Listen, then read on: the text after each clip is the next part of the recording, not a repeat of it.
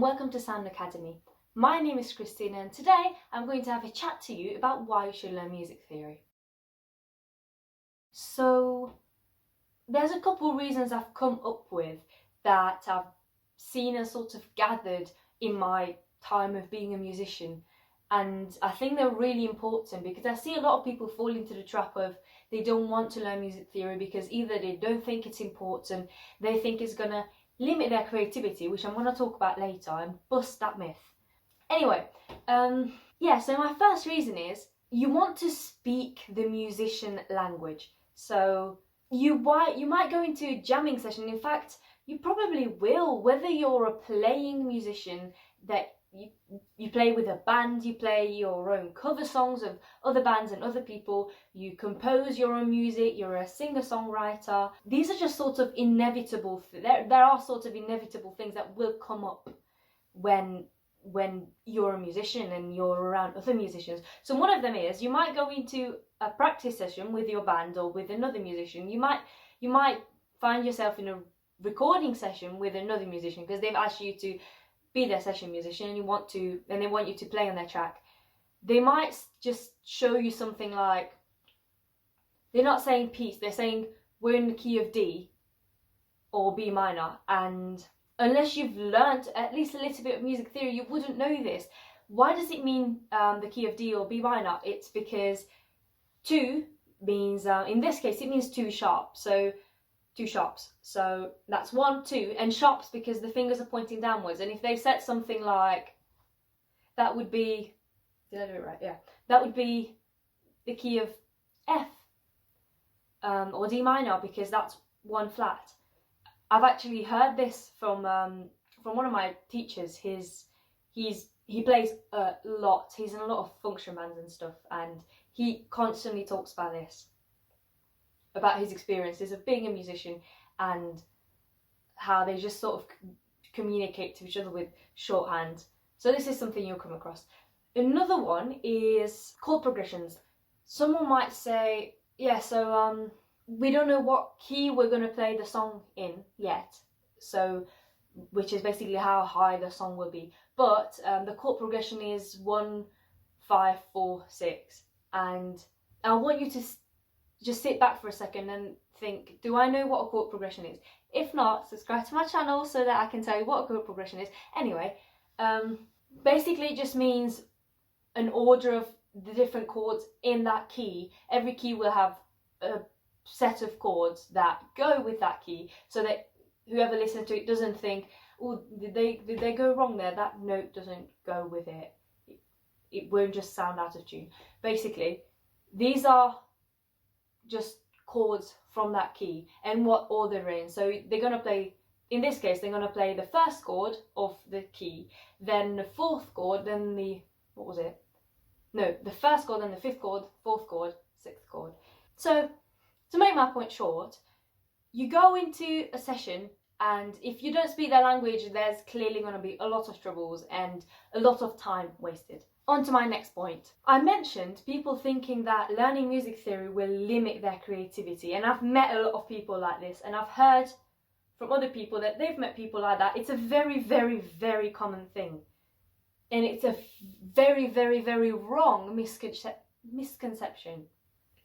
Basically, you wouldn't say that about an art student, someone that wants to paint beautiful pictures. Actually, you might, but you probably wouldn't. About an art student, would you think, no, don't take art classes, no, don't learn about the colour wheel and what colours go well with each other, no, don't go to a teacher and learn the best techniques to make space work well for you on the canvas? Because these are all tools that help them put down onto paper what they have in their head. So they will think of a beautiful garden that has trees in the back and bushes in the front and flowers on the ground. They're going to have to learn how to use their brain. I don't know, I'm not an art student, but they're going to have to learn how to do those things. Whereas if you're a musician, it's the same. So I used to make songs, a lot of songs on computers, different digital audio workstations like FL Studio or Logic, and I used to really struggle with putting my ideas down. I'd have an idea about a song I wanted and how I wanted it to sound. I just couldn't put it down onto the computer. It never sounded how I wanted it to sound. So what I did is, after I learned music theory, it was sort of so much easier. Even before learning music theory, just mastering that software made it so much easier, because I knew from experience that when I want something to sound like, I knew to put things on the offbeat, I knew to put it on the second beat of the bar, or to put the kicks on the first beat of the bar. It just, I wouldn't have known that unless I've learnt it, if that makes sense. And also, what chords, keys, like I said about key signatures, most of the time, and I guarantee you this, if you've grown up in the Western world, the music you've heard in your whole life would have really influenced your ear, and it would have influenced the songs that you write in your own head, because unconsciously you won't notice, but the songs you make will follow the same rules and same patterns that you've heard in your whole life when listening to songs, even when you're just riding in your car listening to the radio.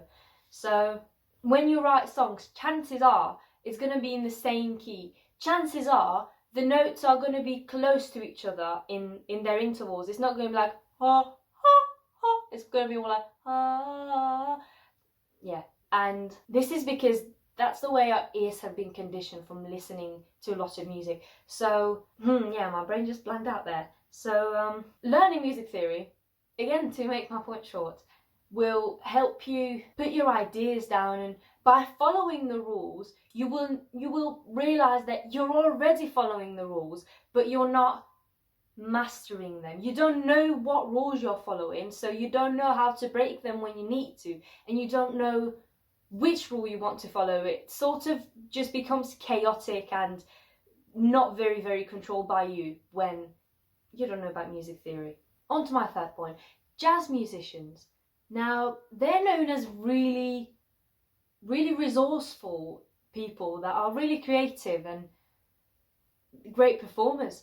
And you've probably heard jazz music at some point in your life, but you might not have noticed that there's a lot going on in a jazz performance, and a lot of the times they will throw in things that are extremely advanced music theory stuff, but it just flows incredibly well, and no one makes a big deal out of it, but when you listen, you're like, wow, how did they come up with this? Anyway, so yeah, my third point is improvisation. And to stay with my analogy with jazz musicians, it's really common for them to modulate a song while they're playing it. So basically that means shift into a different key than they're playing in, which modes and modulation is a very, very massive topic in music theory that takes a while to understand and takes even longer to master, and it takes an unimaginable amount of time to have that knowledge so ready and up to date in your brain that you can play something and you just do it without thinking about it. I'm not a jazz musician. I'm amazed by jazz musicians and how fast they do things like that while they're performing. Anyway, I went off on a bit of a tangent there, but yeah, my third point is about improvisation. When you know music theory, you can improvise much easier and much faster, because all the data, all the rules about music are sort of organized in your brain. So when you want to change a time, when you're writing a song, well, that's more my second point anyway, but when you're writing a song or when you're improvising and you want to stay with an example that will probably be commonly understood, a pop song, you're writing verses, choruses, and you get to the bridge. You want to write something different for the bridge, something that contrasts the rest of the song. You want to write something, you're probably going to want to change the chord progression, make the song slow down a bit. Just today I was writing a song with one of my friends, and not only did we change the chord progression in the bridge, but also we changed the time signature. So until then we'd been playing in 3/4, and we shifted to 6/8 in the bridge, and then after the bridge we went back to the chorus, we shifted back to 3/4, and it makes the song so much more colourful and juicy, really. And to be able to do that in real time, which is basically improvising, you need to have knowledge in your brain ready to go, ready to just be whipped out and just conquer the world with it. My last point, because I realised I had another one, is something that's really quite personal to me. I've not met a lot of people that agreed with me on this, but I find a part of my reason for learning music theory when I did is I just did it out of respect for music, and I don't think this isn't something that would be relevant for everyone, because they would have listened to different music that might not be that heavy on theory. Although I think when you look into it, you'll find that most genres I can think of they actually have a lot going on for them in terms of music theory, but it's really subtle. It's a subtle thing that you don't notice unless you really think about it. But I'm actually really into classical music, and I just thought I need to learn about this just out of sort of respect, and just to understand what I'm listening to, even if you don't want to make music, to understand what you're listening to. And I just find it's not even about respect, it just makes you appreciate it on a whole different level, because you won't just feel good about how the song sounds, but you'll think, how do they come up with this? This is genius. How do they know that note would go well there? And they took such just crazy risks. So many musicians, they've took crazy risks where that note shouldn't go there. Like Wagner, for example, his Tristan chord in Tristan and Isolde,